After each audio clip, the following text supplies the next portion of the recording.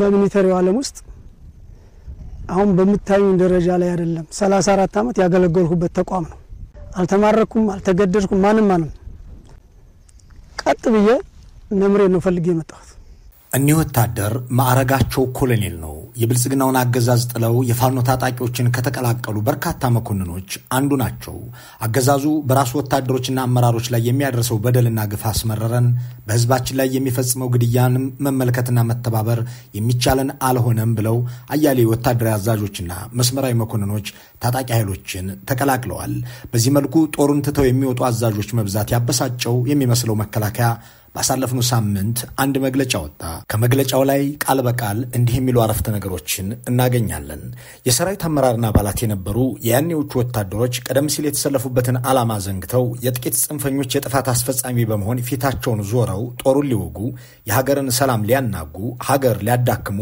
በቀጥታም ይሁን በተዘዋዋሪ የኢትዮጵያን እድገት ለማይሹ ሀገራት ሲወግኑ ሲያብሩ አጀንዳ ሲያስፈጽሙ ይስተዋላሉ በተቋሙ የነበራቸው ክብር አወርደው የተሰጣቸውንም የክብር ማዕረግ ዋጋ ሳጥተው ከተራ ሽፍታ ጋር ተሰልፈው ኢትዮጵያን ለመውጋት ማሰባቸው እንደ ሁለተኛ ሞት ይቆጠራል እያለ ይቀጥላል የብልጽግናው መከላከያ ምን በበድል ምን ባጠፋ የራስ አመራሮች ራሳቸው ትተውኝ ሄዱ ብሎ አይጠይቅም ይልቁንም የሀገርን ሰላም ሊያናጉ ማዕረጋቸውን ዝቅ አደረጉ ይላቸዋል ማዕረጉን ዝቅ ያደረገው ከቶ ማን ነው ብሎም አይጠይቅም የብልጽግናው መከላከያ ከተከበረው ኃላፊነቱ አገርና ህዝብን ከመጠበቅ ወርዶ በየመንደሩ ዜጎችን ያደነ ሲገድል የአገርን ዳር ድንበር ለወራሪዎች አስረክቦ የአንድ ግለሰብና ግብራበሮቻቸው የስልጣን ዘበኛ ሲሆን መተባበርን ያልመረጡ ጄኔራሎች ኮሎኔሎች ሻለቆች ሻምበሎች ወዘተ ትተውት ወጥተዋል ቁጥራቸው ቀላል ያልሆነ ታጣቂ ኃይሎችን ተቀላቅለዋል የቀናቸው ወደ ውጭ ሀገር ሸሽተዋል ሌሎቹ ጠመንጃቸውን ሸጠው ጠፍተዋል በርግጥ ጄኔራሎችና መሰል መኮንኖች ብቻ ሳይሆኑ የተሻለ ምቾት ይገኝበታል ከሚባልለት የቪአይፒ ጥበቃ ተነስተውም ታጣቂ ኃይሎችን የሚቀላቀሉ ወታደሮች መሰማት ተጀምሯል ከነዚህ መካከልም የአማራ ክልል ርዕሰ መስተዳድር የአቶ አረጋ ከበደ ጠባቂዎች ይገኙበታል ወገናችን እየተገደለ የኛ ምቾት ምናችን ነው ብለን ገባን ሲሉም ይናገራሉ ከፕሬዝዳንቱ ጋር ስትሆን የሚመቻቹ ለግልህ የሚመቻቹ ነገሮች ሊኖሩ ይችላሉ ነገር ግን የኔ ምቾት ብቻ ዋጋ የለው እኔ መልካም ሁኜ ህዝብ የመልካም ጋር ሆነ እንተኛው እንቅልፍ ጥሩ ምስልም አይሆን በጣም ለሚሊተሪ ክብራል አሁን ብዙ ጓዶች የሚያውቁኛል ለሚሊተሪ ትልቅ ክብራል ግን በቃ አሁን በሚደረገው ድርጊት በቃ የመጨረሻ ተስፋ ቆርጫለሁ አሁንም ጥያቄው እንዲህ ያሉ ወታደሮች ለሙያው ማክብሮት የነበራቸው አባላት በደህና ወታደራዊ ማዕረግም ላይ ያሉ በተሻለ ምቾትም ላይ የሚገኙ ወታደሮች ስለምን መከላከያውን ትተው እየወጡ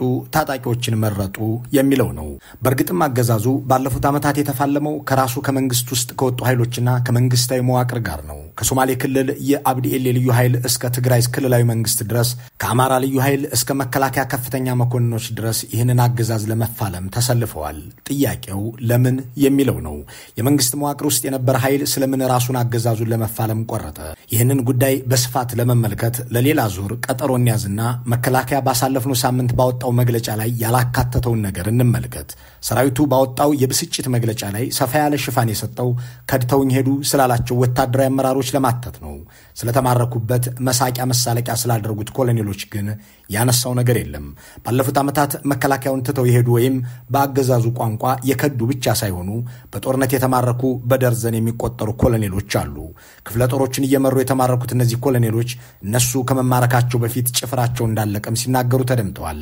መከላከያዎች እነ ብርሃኑ ጁላ እነ አበባው ታደሰ እነ ሀጫሉ ሸለመ ስለዚህ ስለሚያልቀውም ሆነ ስለሚማረከው አዛዥ አይናገሩም ለታዩ ትኩረታችንን በዚህ መከላከያው በማይናገረው ግን ደግሞ በገሃዱ ዓለም በየጊዜው በሚሆነው ጉዳይ ላይ እናድርግ ለዚህም ከዚህ ቀደም ወደ እናንተ የደረሰውን ዝግጅት በድጋሚ እንጠቀምበታለን ከዚህኛው እንጀምር አባው የኔ ምክትል ነበር አባው ብርጌዳ ዘይ ነበር አባው የኔ ምክትል ነበር አባው እኔ ጋር ነበር ነው አስተባብረ ይዘውታል እነሱንም ወስደው ድርቅ ሞተቱ እዚህ ችግሩ ጥሩ ረፍታለ ችግሩ ሲጋራ እነዚህ ሁለት ሰዎች ወታደራዊ ማዕረጋቸው ኮሎኔል ነው አገርን እንዲጠብቁ ህዝብን እንዲከላከሉ ተብለው በአገር ሀብትና ጊዜ የሰለጠኑ ለአስርታት በጦር ሰራዊት ውስጥ የኖሩ መኮንኖችም ነበሩ።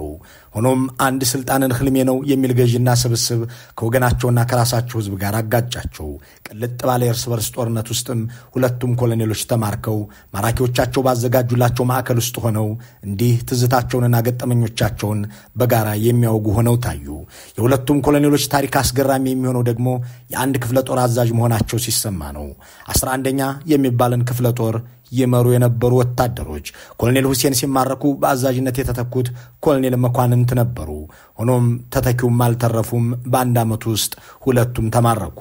በማራኪዎቻቸው እስር ቤት ውስጥ መቀሌ ተገናኝተው የሚያወሩትም ይህንን የጦር ሜዳ ውሏቸውን ነው። 11ኛ ክፍለ ጦርንም የተረገመች ይሏታል። የተበተነ ማደራጀት ሚሊሻ ይመጣል ማደራጀት ይምጋል ለማን 11ኛ ያለችው 11ኛ የተረገመች አንተንም አስረክበች እኔንም አመጣች አንድ ክፍለ ጦር አዛዥ ሆነን በተለያየ ጊዜ አንተ የት ነው የተያዝከው? ጩቤበር በስተ ወደ ቆቦስቴር ከጩቤበር በስተግራ ይሄ ላሊበላ መስመር አለ አይደል? ወለሲ አማያ የሚባል አለ። እንዲህ እንደዛሬው ውትድርናንና ስልጠናን እንደ በቆሎ ጥብስ በደቂቃዎች ውስጥ የሚደርስ አድርገው ብልጽግናዎች ከማስተዋወቃቸው በፊት ኢትዮጵያ አንድን ሰው ኮሎኔል ለማድረግ ብዙ ዓመታትን ተወስድ ነበር። አገር ኮሎኔሎችን ከዚህ ወታደራዊ ማዕረግ ላይ ለማድረስ ብዙ ገንዘብና ዓመት ትመድባለች። ብልጽግና ደግሞ በርስ በርስ ጦርነት ውስጥ ማግዶ እንዲህ ላለ መጨረሻ ይዳርጋቸዋል። ለአገራዊ ዓላማ ብሔራዊ አጀንዳ ተብሎ የሰለጠኑ ሰዎች የአንድ በ7 ዓመቴ የንግስና ኑዛዜ ያለኝ ለሚሉ መሪ ህልምና ወንበር ገድሎ የሚሞት የሚማረክም ሆነ ገዢዎች አዲስ አበባን ይዘው የአዲስ አበባን መሬትና ሀብት እየተከፋፈሉ ወታደሩን በየጢሻው እንደ ፋሲካ ዶሮ እንዲወድቅ እያደረጉት ነው። ደግሞም ስለዚህ ሰራዊት ማንም አይናገርለትም፣ አያዝንለትም። ሁለቱ ምርኮኛ ኮሎኔሎች ስለ ጦር ሜዳ ገጠመኛቸው ሲናገሩ ታህሳስ 2014 ዓ.ም ብርጋዴር ጄኔራል ተደርጎ ከ8 ወራት በኋላ ጦር ሜዳ ላይ ስለሞተ አዛዥና ምክትሉም ያነሳሉ።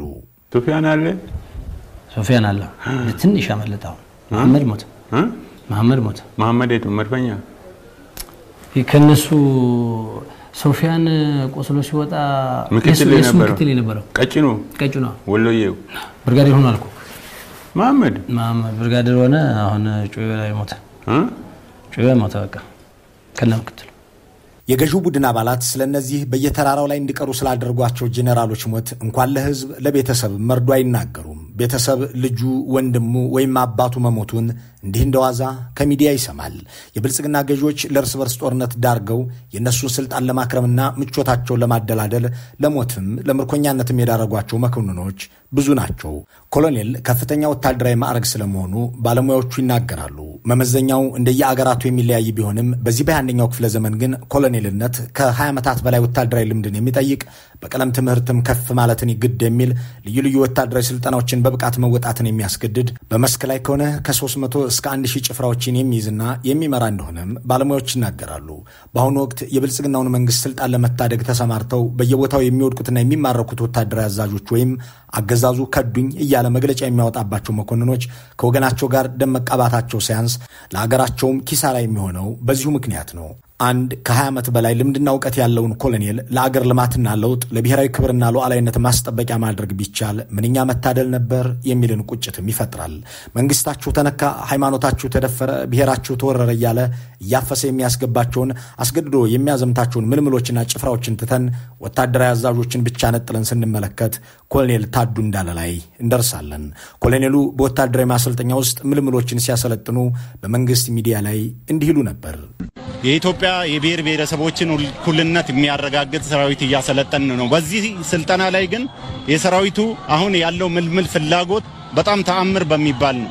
እያለቀሱ ይመለስናቸው አሉ ከኩታና ከአጠቃላይ ቁመናና ከምንፈልገው መመዘኛ አንፃር ስታዩ በጣም ከፍተኛ ፍላጎታቸው ቶሎ ሰልጥኖ ወጥቶ ያንን ጠላት ለመደምሰብ ስላላቸው ፍላጎት በዚህ ሞራልና ተነሳሽነት አገራችን ቀጻይ ከጁንታው ውጪ ራሱ ለሚገጥማት ጠላት አስተማማኝ ሰራዊት ግንባታ ላይ ነው ያለነው።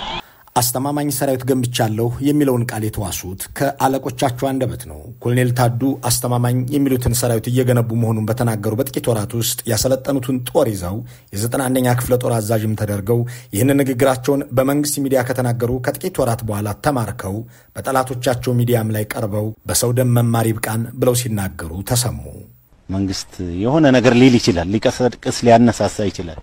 ህዝቡ ግን ወጣትና ህዝቡ ተረጋግተን እናስብ ከየት ነው የሚለውን ነገር አስበን ነው ወደ ሆነ እንዲህ አይነት የከፋ ህይወትን የምታሳልፍበት ነገር ውስጥ መግባት ብቻ አይደለም የሆነ የሚመጡ ወሬዎችን ራሱ ማጣራት ይገባናል። ቀጻይ በጣም ልንማርበት ይገባል። በሰው ደም ተምረናል። ቀጻይ በሰው ደም መማር የለብንም። በዚህ መልኩ ከአንድ ጎራ ወደ ሌላኛው የሚሸጋገረው የኢትዮጵያ የእርስ በርስ ጦርነት የብልጽግናው መንግስት ለህዝቡም ለሰራዊቱም በየተራ ያደለው አገር የማጥፋት ፕሮጀክት ነው።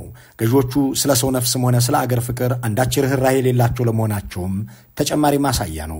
አማራን የትግራይ ህዝብ በማዕበል መጣብህ፣ የኦሮሞን ህዝብ ደግሞ አማራ ሊወርህ ነው እያሉ ይቀሰቅሳሉ። የኦሮሞንና የኦሮሚያን ህዝብ ለመከራ በዳረጉበት በዚህ ወቅትም በትግራይ ክልል ውስጥ ተማርከው የነበሩና መዋጋት አንፈልግም ብለው ሲሸሹ የተገኙትን ወታደሮች ማዕረግ ሰጥቶ ለውጊያ አሰማርቷቸዋል። ከዚያም ኦሮሚያ ውስጥ ለምርኮ ዳርጓቸዋል። እዛ ተማርከ ነበር እየሰጥቻለሁ ራሴ እየሰጥቼ የት ነው እየሰጣው ትግራይ ጦርነት ነው። ከዛም የቆየ እዛ 2 አመት መቀሌ ላይ ነው ቆየ ጦርነት ተማርከ ነው። አዎ ከዛም በኋላ እንዴት ወደዚህ እዛ ጠርንፎን ወደ አፋር ላኩ። ከአፋር እንደገና ተቀበሉና አንፈልግም ብለናል። ብዙ ሰዎች ያው አስገብተናል። ማረገ ያን ጊዜ 50 ለቃ ነበረ። ከዛ በኋላ እያደገ ሻምበል ደርሷል። እዛም ጠፍቼ ቡራዩ ላይ እንደገና ተይዣለሁ ማለት ነው። በቡራዩ ኬላ ላይ ተይዣለሁ። ነገራችን ላይ ከዚህ ከመከላከያው ተርተህ ስትሄድ ነው ታስቆ እዚህ ያሉት ልጆች አብዛኛው ቡራዩ ላይ የተያዙ ናቸው። የውጊያ አዋቂዎች እንደሚሉት አንድ ክፍለ ጦር አዛዥ ወይም ከዚያ በታች ያሉ ወታደራዊ አሃዶችን የሚመራ ኃላፊ ሊማረክ የሚችለው በአብዛኛው እሱ የሚመራው ሰራዊት ከተደመሰሰ በኋላ ነው። ጦሩ ሲበተን ሲገደልና ሲማረክ የመጨረሻው ዕጣ የሱ ይሆናል ይላሉ። ምንም እንኳን ኮሎኔሉ ከተዋጊ ጭፍራዎቹና ከውጊያ ግንባር ላይ ርቆ ጦርነትን የሚመራ ቢሆንም እንኳን ወታደሮቹ ተገድለው ተማርከውና ተበታትነው ሲያልቁ የበላይ ኃላፊዎች አጋዥ ጦር ሊልኩና ሊያግዙት የሚችሉበት እድል ከሌለ አዛዡም ለመማረክ ይገደዳል ባይ ናቸው። በኢትዮጵያ እርስ በርስ ጦርነት ላይ የተማረኩ ኮሎኔሎች ሲናገሩ የተሰሙትም ይህንኑ ነው። ሰራዊቴ አልቆ ተማረክሁ ሲሉ ተደምጠዋል። ወታደራዊ መኮንኖች በተለይም ኮሎኔሎች፣ ሻለቆች፣ ሻምበሎችና መሰል አዛዦች የሚማረኩበት የሚቆስሉበትና የሚሞቱበት እንዲህ ባለው የእርስ በርስ ጦርነት ውስጥ ጄኔራሎቹ ማዕረግና መሬት ቤትና ጥቅማ ጥቅም እየተጨመረላቸው ይቀጥላሉ። አዲስ አበባ ድርሽ እንዳይሉ ተደርገው በየጋራው ስር የሚሞቱትና የሚማረኩት ኮሎኔሎች የውጊያውን አላስፈላጊነት ሲናገሩ የሚሰሙት ደግሞ ከጠላቶቻቸው እጅ ላይ ከወደቁ በኋላ ነው። እዚህ ጋር ኮሎኔል ደሳለኝ ሳህሌ ምስክር ናቸው። ኮሎኔል ደሳለኝ በ1982 ወሎ ላይ በኢህአዴግ ታጣቂዎች ተማርከው ከደርግ ወደ የኢህአዴግ ወታደርነት ተቀየሩ። እንደገና የብልጽግና ወታደር ሆነው በ2013 ሰኔ ወር ላይ የ31ኛ ክፍለ ጦር አዛዥም ተደርገው ትግራይ ውስጥ ሲዋጉ በትግራይ ሰራዊት ከነ ወታደሮቻቸው ተማረኩ። የ31ኛ ክፍለ ጦር አዛዥ የነበሩት ኮሎኔል ደሳለኝ እሳቸው ቢማረኩም ሌሎች አዛዦችም ራሳቸውን እንዳጠፉ ሲያብራሩ ሁኔታው ዘግናኝ፣ እልቂቱም መንገዶች በአስክሬን እንዲሞሉ ያደረገ ነው በማለት ከተማረኩ ወታደሮች መሃል ሆነው እንዲህ ይናገራሉ። በርካታ ሰው ነው ያለቀው፣ በርካታ ሰው ነው የሞተው። እንደምታየው በርካታ ሰውም የተማረካል። አማራጭ አጥቶም አብዛኛው አመራሩ ራሱን ያጠፋ ነው። ስለዚህ ሁኔታው በጣም ዘግናኝ የሆነ ነው። እልቂቱ በጣም ዘግናኝ የሆነ በየመንገዱ የነበረ አስከሬን ሬሳ በአማራና በትግራይ ጦርነቶች ብቻ የተማረኩት አዛዦች የ75ኛ፣ የ91ኛ፣ የ31ኛና 2 የ11ኛ ክፍለ ጦር አመራሮች በጥቅሉ 5 ክፍለ ጦሮችን ይመሩ የነበሩ መሪዎች ናቸው። እነዚህ ኮሎኔሎች በቃለ ምልልሳቸው ወቅት የሚናገሩት የተማረኩት የሚያዙትና የሚመሩት ሰራዊት ከተደመሰሰ በኋላ ነው። ይህ ምን ማለት ነው የሚለውን ለመመልከት አንድ ክፍለ ጦርስ ስንት ወታደር ይዛል የሚለውን ጥያቄ መመለስ ያስፈልጋል። የዚህ ጥያቄ መልስ የሚገኘው ከራሳቸው ከጦር ኃይሎች ጠቅላይ አዛዥ ጠቅላይ ሚኒስትር አብይ ነው። አንድ ክፍለ ጦር ስንት ሰው ይዛል ክቡርነቱ? እዛ የነበረን ኃይል ትልቅ ነው። ወደ 4 ክፍለ ጦር ይጠጋል። መቀሌ አካባቢ ያለን ከ20 ሺህ በላይ ነው።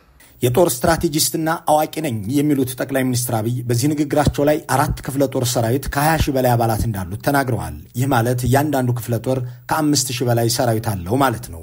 ቀደም ሲል የተከታተልናቸው የተለያዩ የክፍለ ጦር አዛዦች ማለትም የ11ኛ አዛዡ ሁሴንና መኳንንት፣ የ31ኛ ክፍለ ጦር አዛዡ ደሳለኝ፣ የ91ኛው ታዱና ባሳለፍነው ክረምት በጎጃም ተማርከው የነበሩት የ75ኛ ክፍለ ጦር አዛዡ ያሬድ በጠቅላላ ከ25 ሺህ በላይ ሰራዊት የሚመሩ አዛዦች ነበሩ ማለት ነው። አንዳንድ አዛዥ የሚማረከው የሚመራው ጦር ከተደመሰሰና ካለቀ በኋላ ነው የሚለውን የጦር ቲዮሪ ከተገበርነው እነዚህ 5 የክፍለ ጦር አዛዦች ለምርኮ የተዳረጉት የሚመሩት 25000 ሰራዊት አልቆና ወድቆ ነው ማለት ይሆናል። 25000 ሰራዊት ማለት ከሞላ ጎደል የአዲስ አበባ ስታዲየምን የሚሞላ ህዝብ ማለት ነው። ይህንን ያህል እልቂት የሚያስከትለውን ጦርነት በተመለከተ መንግስትም ሆነ ደጋፊዎቹ እነዚያ በቀኝ እጃቸው ግራ ደረታቸውን ይደቁ የነበሩ የጥላቻ ወዳጆቹም ስለነዚህ ወታደራዊ መኮንኖችና በስራቸው ስላለቀው ክፍለ ጦር ተናግረው አያውቁም። የአገሪቱ ወታደርና መካከለኛ አመራር እየሞተና እየደማ እየተማረከና በወደቀበት እየቀረ ባለበት በዚህ ወቅት የከተማ ጄኔራሎች ደግሞ በማዕረግ ላይ ማዕረግ በሀብት ላይ ሀብት ተጨምሮላቸው በዳንስና ጭፈራ አሸሸ ገዳሜ እያሉ ነው።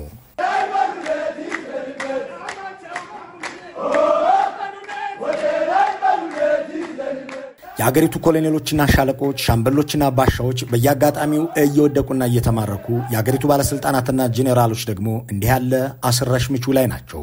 ጦሩን የሚያዝንለትም የሚቆረቆርለትም